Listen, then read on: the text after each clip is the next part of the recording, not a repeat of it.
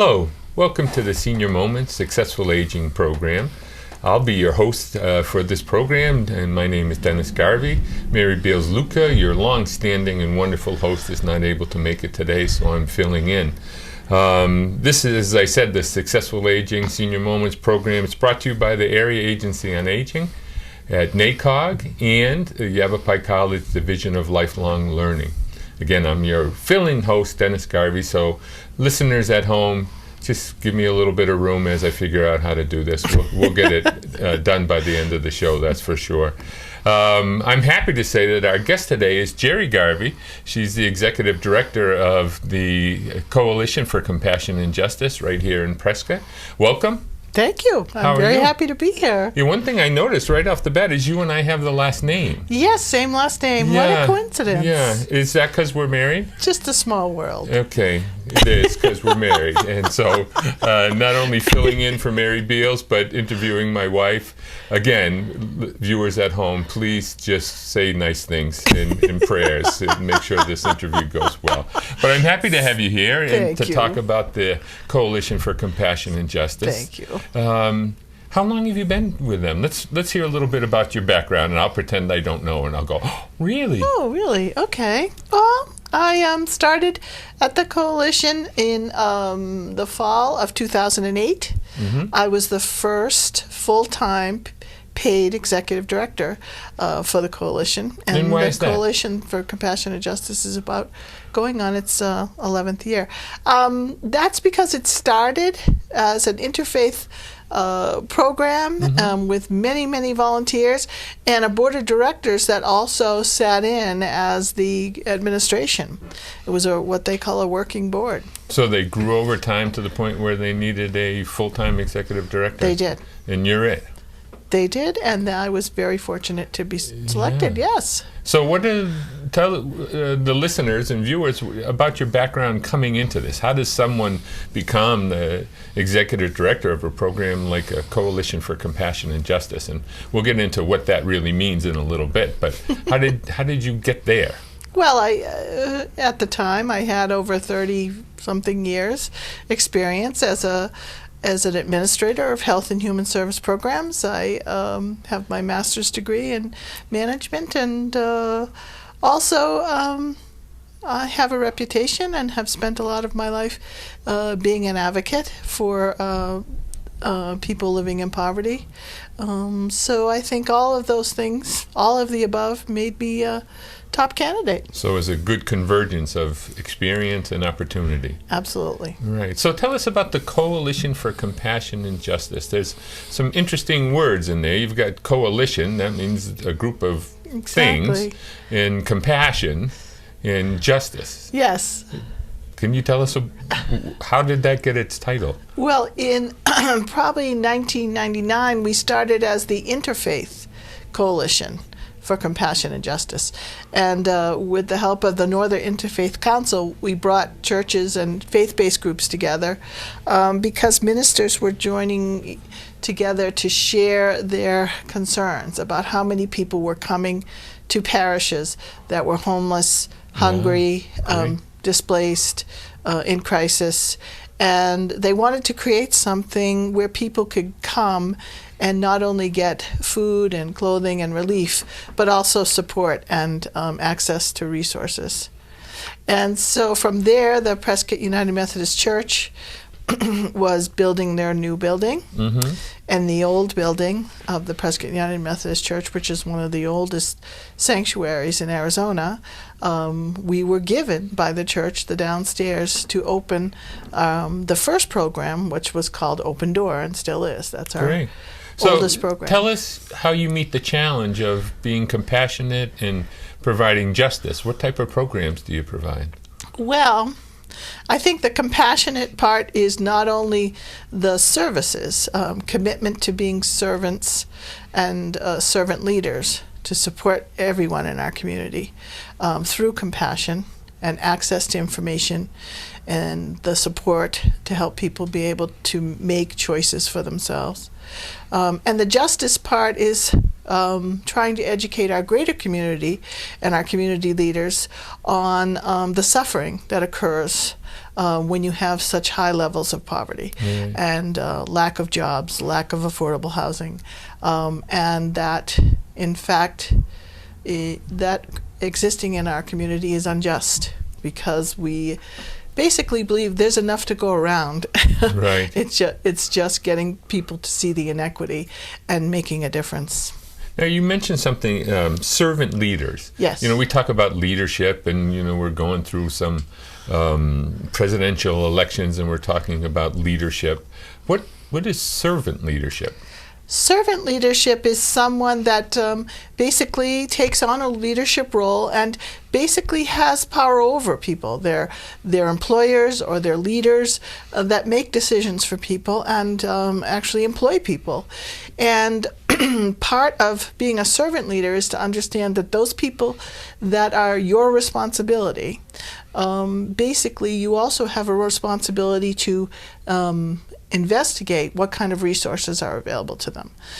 So as a employee, you ask yourself, what's fair? What's a living wage here? What is a living wage in Prescott? And you ask yourself, do my employees have access to health care?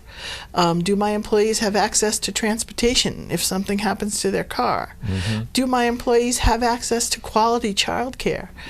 These are all decisions that a servant leader makes before starting a business in a community to support the people that he serves, but also if they don't exist, he joins in the community and the community leadership and says, let's make this happen.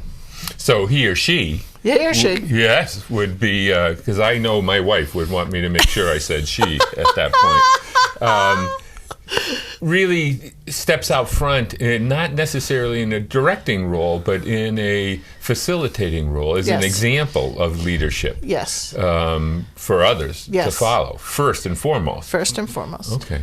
Well, that's great. So through a servant leadership model, you've developed a number of different programs. Yes. So let's hear about the programs. It's important for the people that are viewing this to know the variety of things that you do. Exactly. I'll start with one of our smallest and work my way up. Okay. One of our smallest but very successful is a program called Circles of Support. It's probably close to 8 years old now. Mm-hmm. Recently, in the last year or so, we have joined in with Catholic Charities, and because they had a similar program, and they have a Paths of Hope program, which is a training program, and now we're actually providing Circles of Support together. And what it is we provide pretty good quality training for people in the community that are willing to be mentors. And then we have a 12-week program through Catholic Charities and a 3-week financial training program that when people graduate from those programs, they graduate with goals and access to information, and they feel empowered, but they need the support system around them. So you're talking about not necessarily the volunteers, but the people who are receiving help. Yes. Who would that be? What would be a typical person who would be inside the circle of support by the people you trained? I have a lot of people. There are people that are professionals. They're teachers. There's counselors. There's professional doctors that all have decided that that they can give a couple hours a month to meet with somebody that, like a young woman with a young family by herself, to help keep them, on track with their goals through support and access to information, and by using their own privilege to help them access resources in the community. We have a lot of people from the faith-based community that hear about our program through their ministers and faith-based leaders, and so they come and they find out and they attend one of the Paths of Hope graduation and meet some of these people, both men and women, that are looking for support in their lives because they might be isolated and away from their families. And how many circles do you have going at a time? How many people are you helping?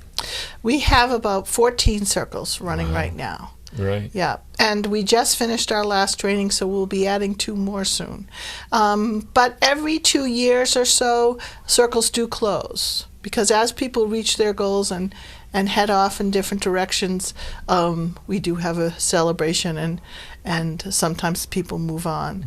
So as we gain 2 more, 16 probably by the end of this year, some of them will close. So it's anywhere between 10 and 15 groups that run at any one time. Right. Can you give us an example of a good success story of a Circles of Support program, besides the fact that it gives all the volunteers an opportunity to contribute to the benefit of the community, but for that person inside, Yes. or that family inside? Yes.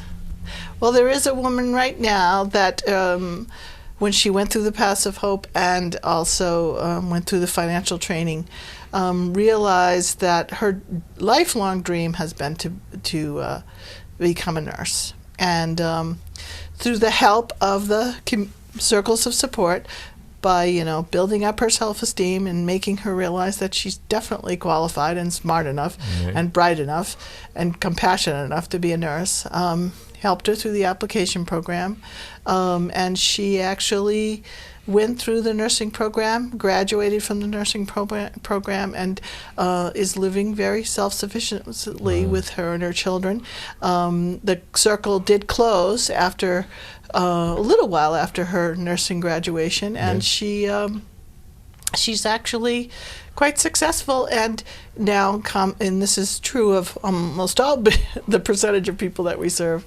20% of the people that we serve come back to either be a donor or a volunteer, and she's a volunteer in one of our fundraising efforts. So that's wonderful. Where did she go to nursing school? She went to Yavapai College. Good answer on that one. Why couldn't she have done, I can imagine someone sitting at home going, well, why couldn't she have done that on her own? Why did she need a circle of support? How did that help her? 2 reasons. One is when you're living in poverty and living hand to mouth, just making enough money to cover the bills, and you have children, what ends up happening for many people is it's a day-to-day existence. How am I going to find enough money for gas? Oh, I have to pack lunches for the kids. I have to make sure I have enough food in the house. And it just takes over your life. That becomes your job. That becomes all you can really handle. Right. And also living in poverty and the messages you get about the struggle you're in wear away at your own self-esteem, your own wherewithal. So sometimes you just need to back up, take that time for yourself. And I would say this is true for anybody. I mean, how many people just take the time for themselves to be in a circle of support where they can talk about how they're feeling and what they need and what their dreams are? Right. That makes a difference in people's lives when they're able to do that. And surrounding yourself by people who have access to information, access to contacts, and know how to work the system a little bit better. That's exactly right. That's empowering. It's very empowering. To use a word that's been used an awful lot. So that's circles of support. What else? We also have another one of our oldest programs is home repair. This program started over 10 years ago, actually through People Who Cares, which is People Who Care is a program that actually assists people in their home that have no access to transportation. Right. Great program in the community. Great program in the community.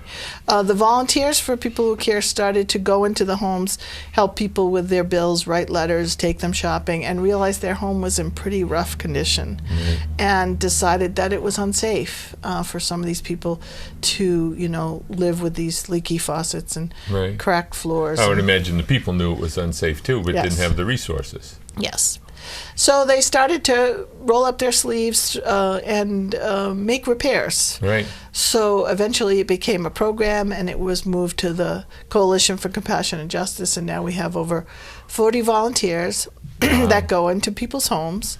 And it's the majority are frail elderly or, in fact, disabled, people with disabilities. The homes that they go into, not your volunteers. Or sometimes with, no, not the volunteers, sorry. It's all right, just listening.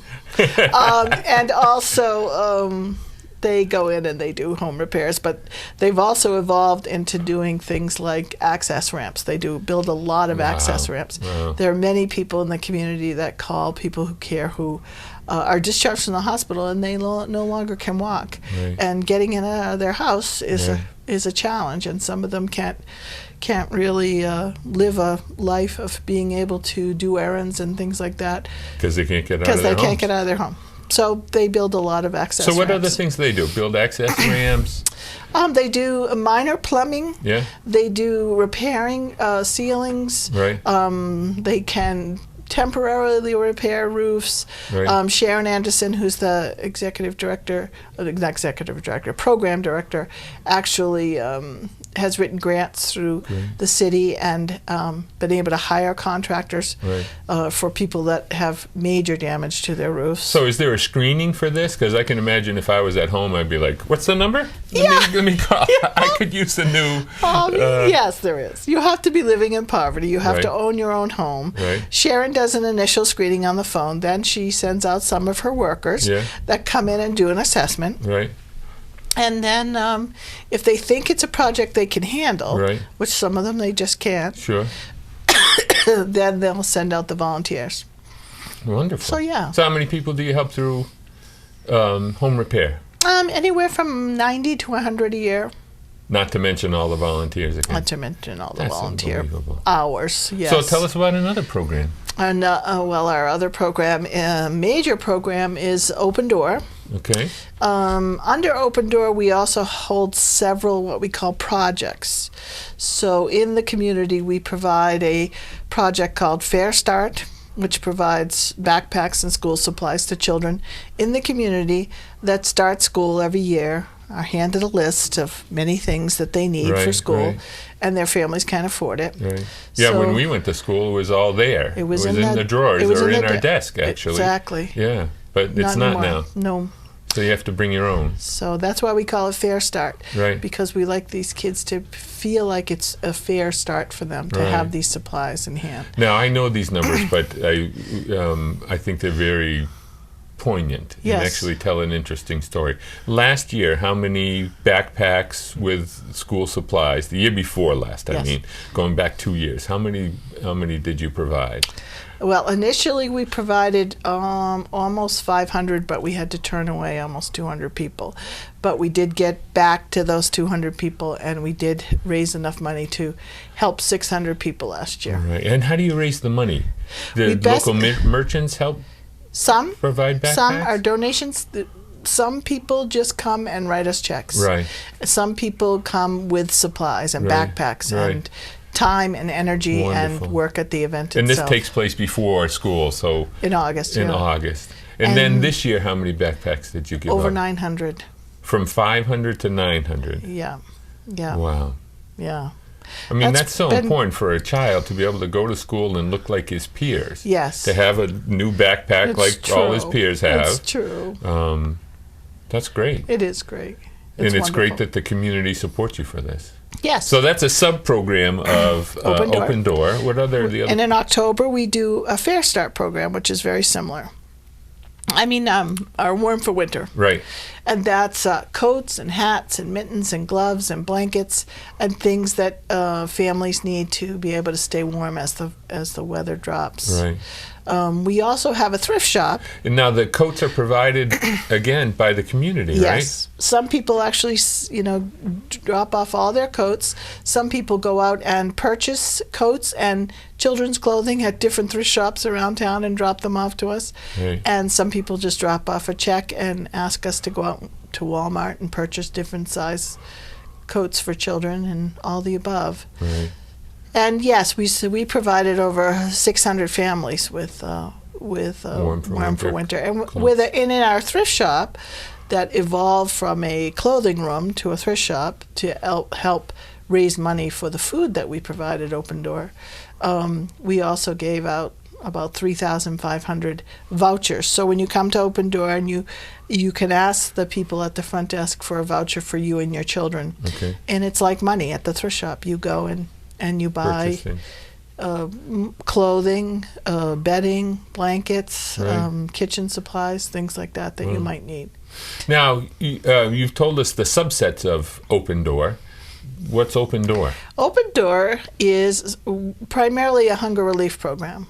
So from 9 in the morning till 1 in the afternoon, people come in and sign in, and then they're provided a hot meal. And the menu is prepared by Chef Brian, who takes donated food and food commodities and makes delicious, wonderful food, because he's more like a magician than a chef. Right, right. And then they have an option to go to our commodities food box. They can get a food box once a month, and our food pantry, which is all food donated by the community. Right. And they can get daily food from the food pantry. And then before they leave, there's our outtake food, which are sandwiches that volunteers go into the community and glean for breads and things to make sandwiches. And then people that know they're not going to eat the rest of the day until Open Door opens the next day, especially people that hike out into the woods for miles to sleep in the woods, Homeless folks. get a sandwich to sustain themselves through the night. Right. And there's also showers Right. and hygiene products, razors and things And you like do that. flu shots there? We do, through our Yeah. healthcare access program. We run a flu shot clinic in cooperation with the public health department Right, here. right. And we also have a emergency assistance program.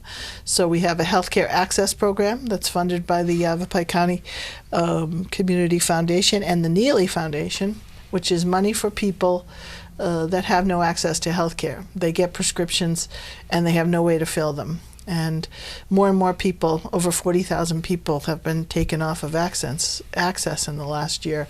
So they have no way to get prescriptions or pay for their Right. co-pays, pay for the equipment they need because they need some kind of medical equipment. And sometimes they're discharged from the hospital and they have nowhere to go. Right. So we help with all those things through our voucher program. We also provide gas vouchers. Right. You can get on the list for what's called Wheels for Work. Right. People can donate cars to us and write off the cost of that car, and we will donate it to a family who is struggling to get to work every day and needs a car. Right. And we also do, in combination with Catholic Charities, vouchers for people to keep on their lights and heat and things like that. So you certainly are, within your own organization, you're a coalition for compassion and justice. Yes. How about, let's look at the total numbers of people that you serve Right. as a reflection of perhaps what's going on in our society. Right. The year before last, Yes. how many people did the Coalition for Compassion and Justice serve? Well, I can just tell you that every year since I've been at CCJ, when I started at CCJ in 2008, we were serving anywhere from 90 to 125 people a day. Now we're serving up to 250 people a day. So it's quite a dramatic. So in 4 years, you've gone from 90 to 200 or so people a Yes, day, yes. just through Open Door, Just through Open Door. that are coming in for food. That's right. Subsistence-based That's right. programs. That's right. Now, I can see the... We also have an emergency shelter program now, too, because one of the things we found is the shelters fill up pretty quickly here. Yeah. And the temperature, when it drops, very cold. There was one year where we actually had 2 men die in the woods, froze to death, and 1 man lost his feet. And so we went to the churches and went to the Presbyterian Methodist Church and said, we need to open our doors at night when the Right. temperature drops. So now we have Project Defreeze. Right. That's run by volunteers and also some of our local veterans. And we clear away the tables at Open Door. Yeah. And this one wonderful donor bought us blow-up mattresses. And Right. so we shelter anywhere from 20 to 25 people on very cold nights to help Right. them So be they able don't to have to sustain themselves. fight the elements out there. Yes. Now, I can hear people going, well, look at that use of our government money helping people, who are homeless or should just be working harder for themselves. And I want to talk about that. But the reality is you don't have government money. Less than 3% of our budget is can be considered government money. One of the programs that is funded by First Things First, which technically is a voter initiative, they provide us money to feed children on the weekends. There are over 560 children that have been identified at preschools that pretty much were not eating on the weekends. All right, so you get some federal money to serve these 500 children. Yes. So they can eat over the weekend. And our food commodities, the food that's delivered up from Phoenix through St. Mary's Food Bank, is government commodities. Right. But 3% comes from the government. So 97% is from our local community. Absolutely. Recognizing a need, finding that compassion in their hearts to contribute to the Coalition for Compassion and Justice programs. That's wonderful. That is wonderful. That's wonderful. Now, you also... We have over 180 volunteers that make CCJ run. Right. CCJ would not run without volunteers. Right. Prescott is very unique in the amount of people that have the time, compassion, and wherewithal to support a program like this. And desire to help other folks. Now, you also start other programs. Pause. Prescott Area Women's Shelter was actually... Is this in your spare time that you just help start 6 or 7 other programs? No. It's part of the justice part of what we do. Oh, right.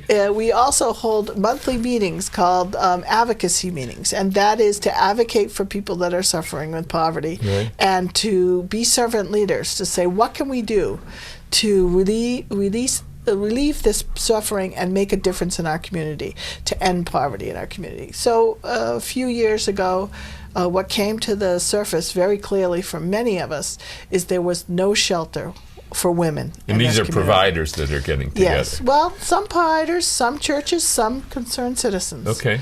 Anybody can join the advocacy group. And so we were able to raise the funds through CCJ to acquire an AmeriCorps Vista, which, by the way, we have AmeriCorps Vistas and AARP volunteers that are vital to our existence. Right. They pretty much run the administrative programs and a lot of our sub-programs. Right. That offsets some of the costs you would have to do because they're supported programs.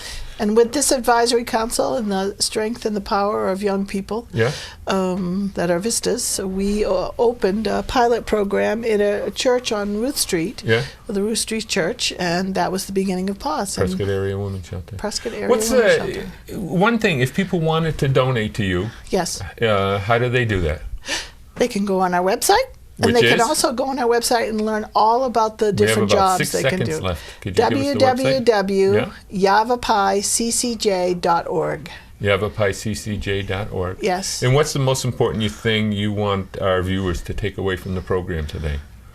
That we have to live compassionately, and we have to pull our heads out of the sand and see what's going on, and then we have to commit ourselves to be servant leaders and try to make a difference and end poverty in our community. And it could happen if we all came together and made it a priority. And it sounds like you've got a great start with all the support and all the people that you provide every year. Absolutely. Service to. And the value of contributing. Yes. It shouldn't be overlooked. No. That way you get some benefit from that. Absolutely. Well, you've been watching the Senior Moments Successful Aging Program. Our host is Gerry Garvey. Nice to see you nice again. To see you. See you later tonight. We really don't see each other that often. No, we don't. And I'd like to thank you for listening. Please feel free to call if they need to call. What number do they call to talk with you? 928-445-8382. And if anybody would like a tour of our facility, I'd be happy to do that. Great. Personally. Well, thank you for listening. Again, I'm your fill-in host, Dennis Garvey.